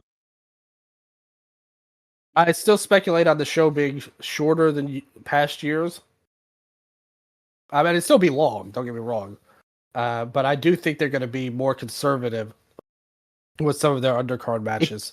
I'm guessing there could be a pre-show, like a 2-hour pre-show of sorts. Yeah, I could buy that. World, you know? That would make perfect sense to do, actually. Yeah, so Evil Wolf, we kind of talked about that before. It makes sense, like in some ways. But that's another thing I don't like. How they did it. They did this. They have the same issue as Takeshita and Tsuji in a lot of ways, where one of them was like, Wolf. In this case, I do know who said what. Wolf was saying, "Well, if the title's on the line or not on the line, it doesn't matter because I'll do my best." And then Evil was like, "No, the titles are going to be on the line. I promise." Like and Wolf's like, "How do you know that?" And Evil's like, "Well, I'm the champion, so it has to be on the line." This feels like to me internal politics. People don't want Evil to drop the title inside, but Evil knows it's stupid not to put the title on the line, so he's trying to like force this match to be a title match. And it'll be interesting if he comes out on top in that. But it does make me worry that Wolf is not going to win this match, which was my fear all along. Like the fact that we're even doing this. And I said on the Patreon, if that show ends and Evil beats Wolf in his debut, your top prospect in decades, it's not going to be a happy conversation we have on that next show. No, about that. Like, I'm not going to like that. It's nothing against Evil, by the way. I mean, I don't think he's great, but I like by any means and all that. But it doesn't matter. Like that's secondary to Wolf. Like is the problem, and I think that he's trying to force this issue to make it a title match and keep things how they should be. And it feels like some people, and I bet, by the way, I'm sure there's some people the same thing with Saya's match. There's probably a camp that's not happy that they're having these women on this show as they never are, because they are taking away a spot. And how do we know this? Because look at how they've treated the women every other time they've been on the Kingdom. Yeah. So like look at Tom, look at Kyrie. 5 minutes. You know, like that's basically if they are forced to accept them on the card, they have to screw them over in time. And even the Sari and Shuri match, they put as the opener. Like, Mm. with Kamatani, she's such a big star that I think that may force their hand a little bit. But even if that happens, there's going to be people that are going to be against it and hope they flop. And we know there's a Ultimate. camp of that, so there's a strong camp. And that's what I'm saying. Like, every single match on this show, it seems like is in disarray in some form. Like, we don't know who's the main event. We don't know who's facing Tanahashi. We don't know if the title's on the line in this one match. And we don't know if they even want the Stardom women to even be there. So there's nothing for sure at this point. And, they have set up Tsuji in a match where he's probably going to win the title. We hope. We hope dearly that he wins. We hope dearly that Aaron Wolves wins as well. And then there is a bunch of dudes that also will have to carry the company going forward that still don't have anything. And it's November. Shota Umino, Yuya Omura, Roy Oiwa, Oleg Bolton, Kosei Fujita. Where do they stand on this card? I mean, Umino and Uemura, I would say they just win the tag league and become tag champions. That's what I would do, but we've done that match already, Yeah, that's the weird part. I said that at the time. I liked their match a lot that they had against each other, but I really didn't like that they did that match at all so early especially because I really think like they had something with them as a team, like Uemura and Umino. Yep. I still stand by what I said on them. I think ultimately, especially if you look at the card for Tag League, and I'm kind of jumping ahead a little bit, they faced the Knockout Brothers on the last night. That seems to me like prime real estate for one of them to turn on the other, which is what I said was the purpose of the team at the time, and either cost them the match or they lose and they attack the other. One-on-one match at the Dome, Umino versus Uemura. Yeah, I've said it. I would do a turn for Umino. Umino in some shape or form has to change his gimmick. There has to be something if this guy is going to be slated for some kind of push in 2026. He just can't be what he was in 2025. It was all good and fine, but that's not what they want him to be. They want him to be more than just that. And to do that, he has to change. Yeah, I do agree with that. I just think it's a shame because it really felt like they were getting over as a team. So, but it's the thing. It's the same thing with the juniors. But the difference is they don't even need a reason to sabotage the tag scene. Like it's always sucked. So it's fine. And like I said, let's briefly look at this tag here. Yeah, let's do Block A. Block A is Bishamon, Hiroki Goto, and Yoshihashi. Then we have Toru Yano and Oleg Bolton. Great. Even funnier is the next team is Yoda Tsuji and Gabe Kidd. Year-long rivals, now a tag team. What a stupid company. This block is so great. King of Darkness Evil and Don Farley. Taichi and Satoshi Kojima. Shuji Ishikawa and El Desperado. That's so funny. I mean, it's a cool team. Shingo Takagi cool. And Drilla Maloney. Yeah, see, this is dumb. You easily could have just, and the thing is, these problems are self-inflicted. Yep. This would have been so easy. And Chase Owens, this sounds horrible. Wouldn't it have made so much more sense to just have Drilla and Gabe and Tsuji and Shingo as a team? Yeah. Why not? Why? Why are we doing this? I have no idea. Okay, Block B. Yuto Ice and Oscar. Zack Sabre Jr. and Roy Oiwa.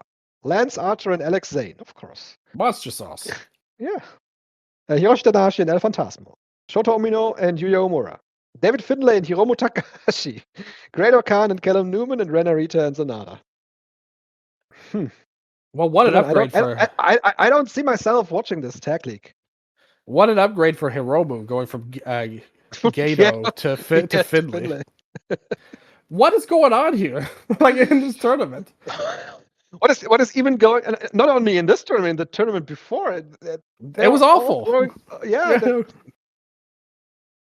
Who wants these teams? Yeah, that's what I'm saying. It seems like they're just.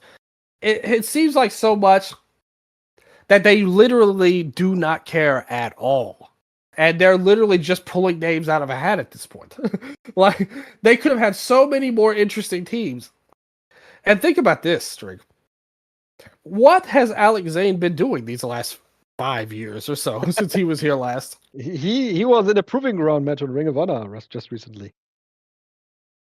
and now he gets to prove himself once more in the Monster Sauce team. That's right. And I actually kind of liked Alex Zane when he was in New Japan the first time. I thought he got over with the fans. He's got a good charisma. I got Taco Bell Japan to follow him. I do respect that, to be fair. And Lance, I mean, he's not doing anything in AEW, so why not come back in? Imagine this: Tanahashi's last ever tag league partner, Phantasmo. I know that he likes him, but if you look at the wrestling side of things, why? What connection do these two men have in the New Japan world? Listen, Dylan. What if they don't get it? They don't get an opponent for Tanahashi. No. Tanahashi and El Phantasmo just win the tag league, and Tanahashi's retirement match is for the IWGP Tag Team title. Well, you could be happy that Oscar is a dome main eventer Sure. if that happens. Let's do that. Yeah, see, there you go. So, and hey, he's facing Yuto Ice, so maybe they're setting the seeds for that right now in the singles match. Could it be if Tanahashi beats Yuto Ice in the singles and then Yuto gets his win back at the Dome in the tag title match? I would say nobody would see that coming. You're right about that. I don't think anybody saw some of these teams coming either. So if you want to grab a silver lining of all this, they're doing stuff nobody expected. Finlay and Hiromu. Who predicted that, Strigga? I wouldn't have predicted that last year that we were going to see that. Hasn't that been one of the main criticisms of them over the years, is that they're too predictable? Absolutely. Yeah. So now they've decided we're going to be unpredictable. Exactly. That doesn't mean that everything has to be random all of the time. But that's the problem, is that they've thrown all logic seemingly out the window. By the way, is Tsuji and Hiromu and Shingo, are they still a faction or a non-faction within a faction? Have they figured that out yet? I don't. I think they have merch. Yeah, because as I understand, they're just in the Bullet Club now, like the War Dogs. Because they did. Yeah.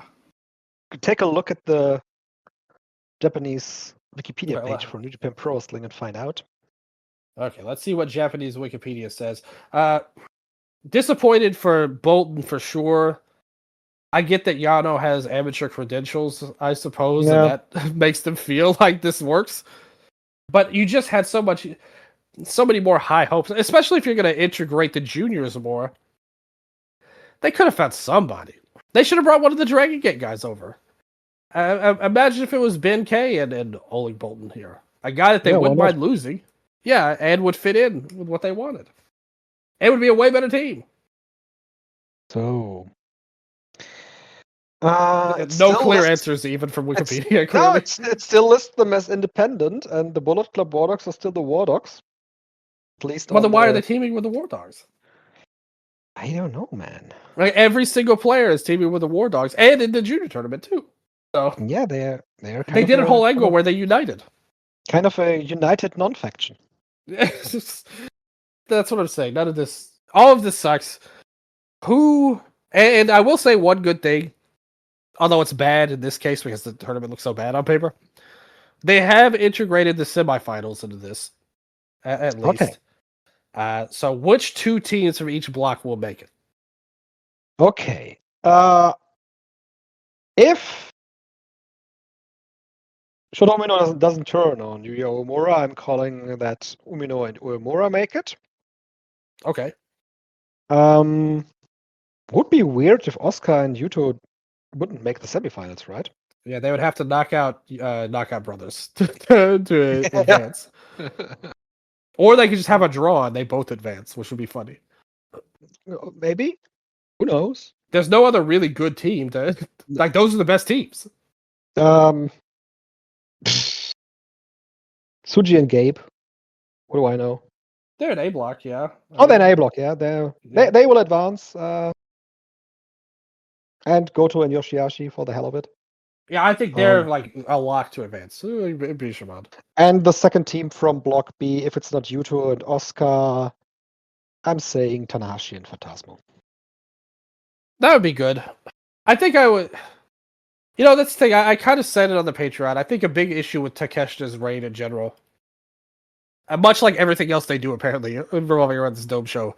I feel like they're always halfway in, halfway out with him. Because even in this match, I would have positioned him much more as a sorry, like, heel, like as she was in Stardom's tournament.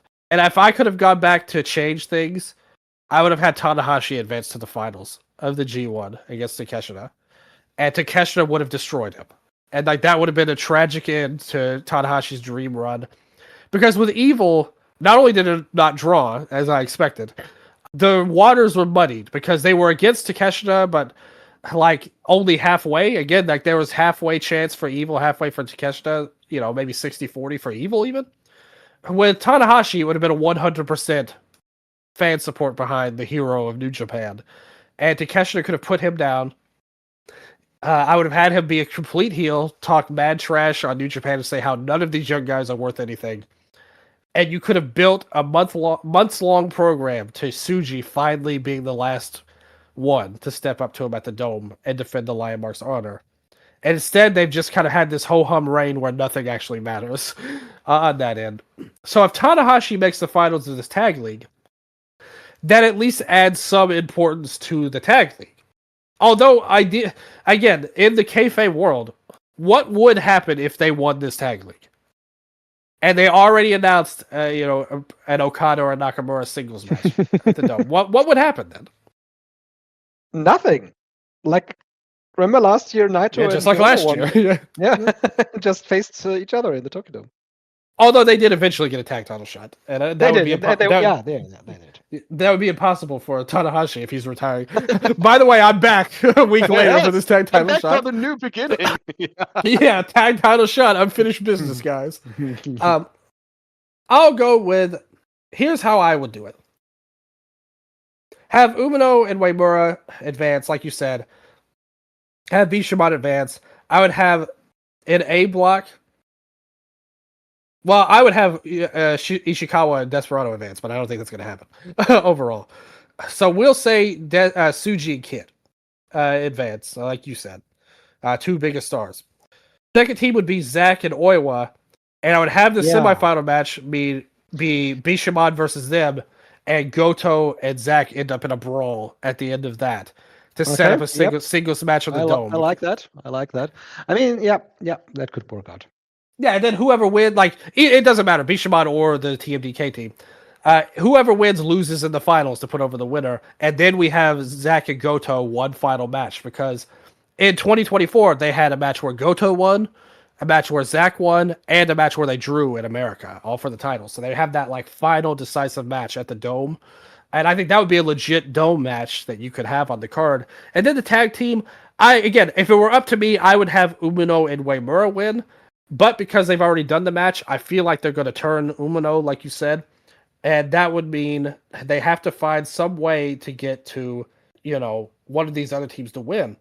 They could also just do what they did in the Junior League. What if, let's say, Knockout Brothers win every match? Like, new face of the division. And they just take it all home. They take it home? They don't defend the title in the Dome? No Dome match. Much like the Junior bouts. What is that? None of these people we're talking about. The young guys are on the card, by the way. I wouldn't have done that for the juniors, and I wouldn't do it twice in a row.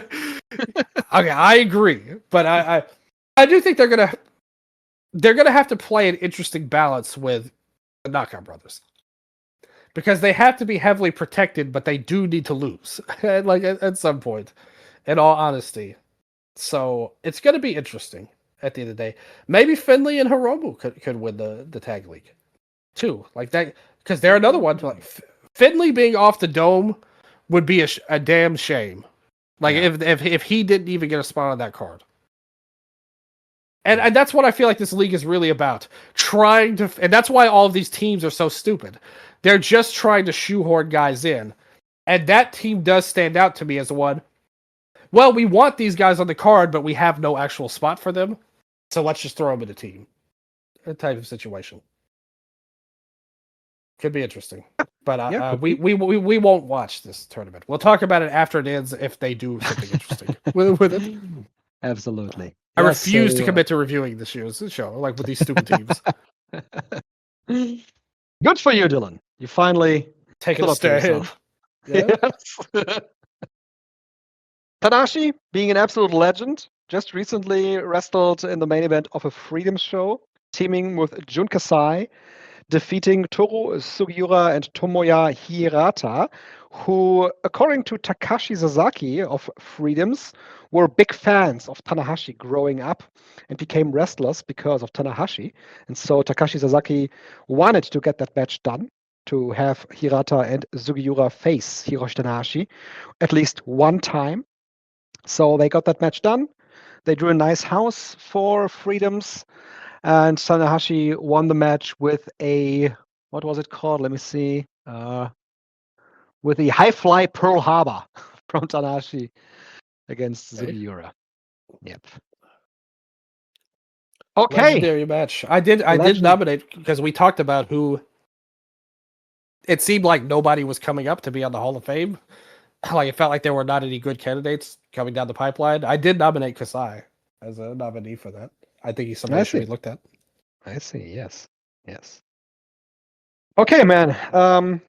I would say final topic for today. We've been going long, Dylan. Yeah. We've still plenty of time in other shows to talk about All Japan. Quickly want to say I've been catching up on the Wrestle Universe Indies, on Basara, Ganbare Pro, and Michinoku Pro Wrestling. Just really liked what Basara has been putting up lately. The Iron Fist Tag Team Tournament was on there. They recently had a show in Shinjuku Face, which was headlined by Ryota Nakatsu versus Trans M. Hiroshi. And we also had the tag title match. Masato Kamino and Akato Nakano challenged Kengo Mashimo and Ayumu Honda from 2AW for the Iron Fist Tag Team Championship. Really good stuff there. Gun Pro still have Masaki Mochizuki as their champion, and they had a show on October 13 where Mochizuki defended the title in a double KO against Shuichiro Katsumura. Really good match as well, 18 minutes. All of that stuff is up there on Wrestle Universe, as well as the Michinoku Pro Show from October 25 with Pantera Jr. teaming with his dad against Sangre Azteca Jr., also teaming with his dad. Fun show there. Check it out. Those shows are really short. You can watch all of these in under 2 hours. All up on Wrestle Universe, greatest streaming service in all of wrestling, I want to say. And of course, Dylan, also on that Wrestle Universe service, we had the Ultimate Party from Dramatic Dream Team, a show that I really liked, and the Cage Match inmates also really liked, 7.86.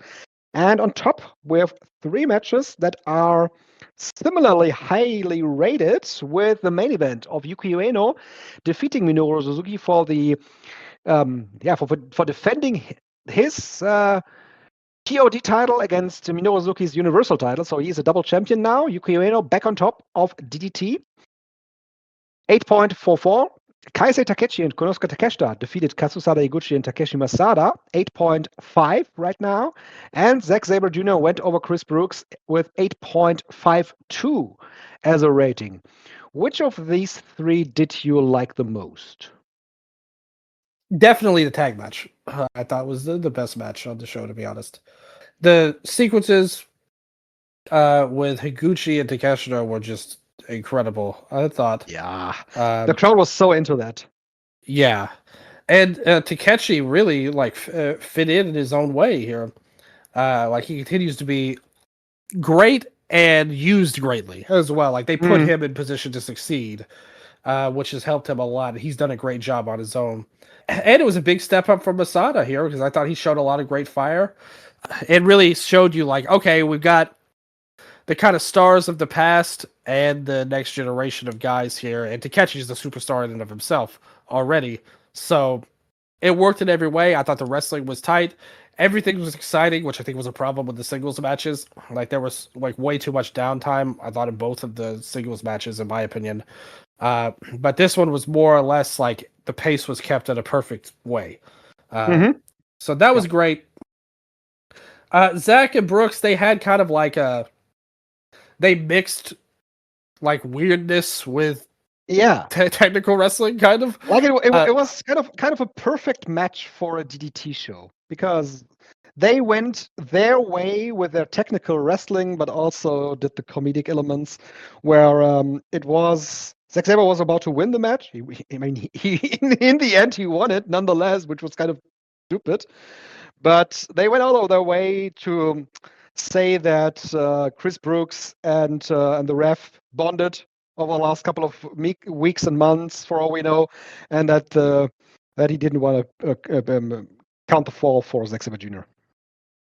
Wow. Ref Matsui, of course. Yeah.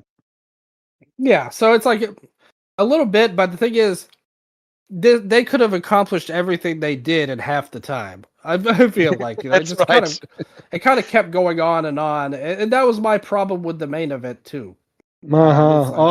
Even more than Zack and Brooks. Yeah. Brooks Yeah. was 10 minutes shorter than the main event. Yeah, it's like it just went on and on. And if there's one thing I don't like, it's watching Minoru Suzuki in 2025. So that said, I will say this. Even though it was very long and dragged a lot, and there was too much downtime, but I still stand by all of that. I thought this was good in that, and it was a good win for Ueno, and by the end of it, he felt like the top star again, which is something that I think that they really lost their way on, like since he lost the belt last year, pretty much. I thought the part where like Suzuki was leaving and then Ueno called him out at the end, I thought was really well done at the end. I thought the finish was interesting, with the frog splash. Some would say even a high fly flow like move. And we even saw like the B driver hit, shades of Kota Ibushi here too. Yep. So you're seeing a lot of references with Ueno. But I thought he looked like a star and the top guy at the end by the end. So I really liked that part of it. The match, it could have been better, but it also could have been a lot worse, like as well too. So, the stuff at the end was crazy, like obviously, and lots of fun at the end. And then they had everybody come out, and that was fine at the end of the day. So it was a good ending. I thought the tag match was pretty great, I do have to say. I also shockingly enjoyed the Makusa and Daisuke Sasaki match. It was kind of fun. Yeah, and like automatically any Sasaki match, my expectations are 0 out of 10. And I thought they actually had a pretty good match. Like overall. He was really working hard in this match. Sasaki was. And I thought it was a great performance by Makusa. And the crowd like really gravitated towards him too. I was surprised by that because he's somebody that hasn't really done anything at DDT for a while now, like like a long time. So I thought he worked really good, and everything else was just I was pretty detached from it. I do have to say, I thought the opening was pretty good with Kasai's son. Yep, it was a good match. Yeah, like that was good. Everything that followed from there, like the middle portion of this card, up until the Amakusa and Daisuke Sasaki match was really not noteworthy in any way. And some of the matches were really long, like the DDT Extreme title match went 15, the 6-man tag with the Noah guys went 15. And this show overall was they are just enamored of having these long drawn out shows for whatever reason. They just do it. Like I said, it was worth watching for me as somebody who hosts this show, because I think it's worth covering any Ryogoku show, in my opinion. Yeah. But I wouldn't recommend this show at all to any fans as a show. I would recommend the tag match. And if you are a DDT fan, I think you will gain something from the main event and the Zack and Brooks match. But even I like I said, I really like the show because I am into most of these guys. I'm into most of the DDT shticks. I'm looking at the young guys on the roster. I'm looking at Toy. I'm looking at Illusion. I'm looking at guys like Yuki Ishida as well. He was teaming with Kumadori here and Katsuma Sumi. Looking at these guys. For that reason, I really enjoyed the show to see all of these. But I I can see that. Like I said, We can most of see, these matches are really, really long. and I'm not hating on those guys at all. Like No. I like them all. They're just that I've seen them in good matches before, Yeah, like yeah, I know. not just matches, which is what we got here. In fact, the extreme match I thought was awful. Like what was Yeah, that? yeah, yeah. Like The yeah, finish and was really a dud. it was like it was the idea like on paper. I probably would have greenlit this. Like I was like, okay, I think we can make this fun, and then in execution, it was just awful. Like so, I don't know what happened with that or why they blew that match so badly. But yeah, like I said, maybe they'll get it right next time with Toy. But Toy Extreme Champion, they're clearly trying to do a lot. You know, you've got Ueno as the champion, who's kind of a veteran, but not that old really either. You've got Canon. They won the tag titles in their match. Like they're pushing him big. And Toy is the Extreme Champion. So as I say, always look to the belts if you want to see how a company's doing. And I would say this company is very much. First of all, if you don't like comedy wrestling that much, there's nothing there for you. I would say that would make you want to watch this. But even if you're in tune with these guys, because like I said, I'm familiar with all of those characters you named and liked a lot of them too as wrestlers. But I don't think the things they did on this show were that interesting ultimately. And I think the titles as a whole, now with Ueno as double champion as well, I think that it's just a real mixed bag at the moment. In fact, Ueno's technically a triple champion because he has the 6-man title. Oh, he has too. the six-man tag title. Yeah. So, yeah, like I said, there's a lot of ups and a lot of downs. I would say. I understand.